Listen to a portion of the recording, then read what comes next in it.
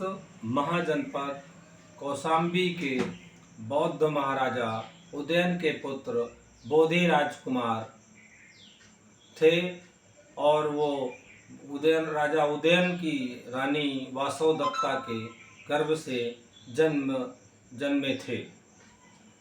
उनका नाम बोधि राजकुमार था।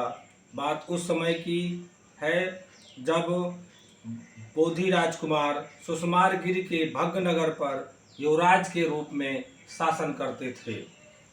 उसी समय सुषमारगिरी चुनार में कोकनद राजप्रसाद महल का निर्माण बोधि राजकुमार ने करवाया था। तथागत बुद्ध को अपने राजप्रसाद महल में भोजन के लिए आमंत्रित किया था। मुगल सराय तथा मिर्ज़ापुर के मध्य में चुनार रेलवे स्टेशन पड़ता है। सुषमारगिरी चुनार में तथागत बुद्ध ने अपना ज्ञान प्राप्ति के बाद 8वां वर्षावास 522 ईसा पूर्व में किए थे। उस समय में सुषमारगिरी चुनार स्थान कौशाम्बी वत्स महाजनपद के अंतर्गत आता था। बोधि राजकुमार ने कोकनद राजप्रसाद महल का नवनिर्माण कराया था। बोधि राजकुमार बुद्धिस्ट होने के नाते मन में विचार आया कि इस कोकनद राजप्रसाद में सर्वप्रथम तथागत बुद्ध अपने भिक्षु संघ के साथ इस कोकनद राजप्रसाद में पधारे।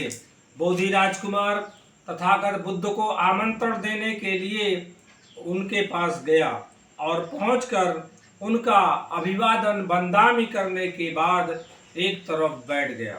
इसके बाद बोधि राजकुमार ने तथागत बुद्ध से संघ सहित अपने राज प्रसाद कोकनद महल में सुषमारगिरी चुनार में आने के लिए याचना निवेदन किए, जिसे तथागत बुद्ध ने मौन रहकर स्वीकार किए। वापस अपने कोकनद राजप्रसाद महल चुनार आने पर कार्यक्रम के दिन राजा बोधि कुमार ने महल को 4 विशेष प्रकार के गंध इत्रों से सुगंधित छिड़काव पूरे महल में कराया। तब महल के द्वार से राजा सिंहासन तक सफेद कालीन बिछवाया। बोधि राजकुमार संतानहीन था। उसने सोचा कि यदि मुझे पुत्र या पुत्री की प्राप्त होगी तो तथागत बुद्ध उस पर अवश्य चलेंगे, जिससे मैं चिरकाल तक हित और सुख प्राप्त कर अपने कर्म में से मुक्त हो जाऊंगा। निमंत्रण के अनुसार शास्ता तथागत बुद्ध राजमहल में आए। राजकुमार ने तथागत बुद्ध को पंचांग बंदामी कर ससम्मान उनका भिक्षा पात्र अपने हाथ में लेकर नवनिर्मित कोकनद राजप्रसाद महल सुषमारगिरी में प्रवेश करने का आग्रह किया। सीढ़ियों से सिंहासन तक बिछे सफेद कालीन दुस्तों को देखा तो तथागत बुद्ध आगे नहीं बढ़े। तब यह देखकर राजा ने तीसरी बार भी उन सफेद कालीन दुस्तों पर चलने का आग्रह किया। तथागत ने आनंद के माध्यम से राजा को उन पर चलने के लिए मना कर दिया, क्योंकि बुद्ध राजा बोधि कुमार के स्वार्थ को भली भांति जानते थे। तब राजा ने उन सफेद कालीन दुस्तों को हटवा दिया। तब बुद्ध ने महल में प्रवेश किए। तथागत बुद्ध के भोजन करने के पश्चात बोधि राजकुमार राजा ने एक नीचा आसन लेकर एक तरफ बैठ गया। बोधि राजकुमार राजा ने विनय पूर्वक तथागत बुद्ध से 2 प्रश्न पूछा। प्रथम प्रश्न, कहा, हे तथागत बुद्ध, मैं 3 बार आपकी शरण में आया हूँ। पहली बार जब मैं अपनी माता के गर्भ में था, दूसरी बार जब मैं युवा होने जा रहा था, और तीसरी बार अब जब मैं समझदार हो गया हूँ।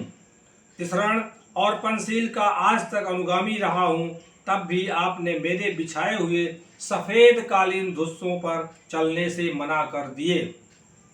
तथागत बुद्ध बताए, ऐसा क्यों?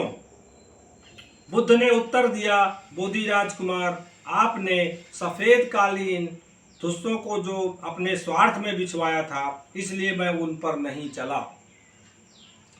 कर्म विपाक फल प्राप्त होने पर अवश्य चलेंगे। दूसरा प्रश्न, हे तथागत बुद्ध, मुझे सुख नजर नहीं आता तथा दुख में सुख नजर आता है। तब तथागत बुद्ध ने अपने उपदेश में राजा को समझाया, जिनका जीवन सुखमयी रहा है वह अस्थायी सुख होता है, लेकिन जो दुख के साथ सुख भोगते हैं वह अस्थायी सुख है। ऐसा तथागत बुद्ध ने कहा, क्योंकि सुख की उत्पत्ति दुख से होती है। जब मनुष्य के जीवन में दुख ही नहीं आएगा तो सुख की अनुभूति नहीं होगी। अर्थात मनुष्य के जीवन में दुख का मूल्यांकन भी अवश्य होना चाहिए, तभी सुख का मूल्यांकन संभव है। तथागत बुद्ध के उत्तरों से राजा बोधि कुमार अति प्रसन्न हुआ। पुष्पानुमोदन के पश्चात तथागत बुद्ध कौशाम्बी के लिए प्रस्थान कर दिए। धन्यवाद।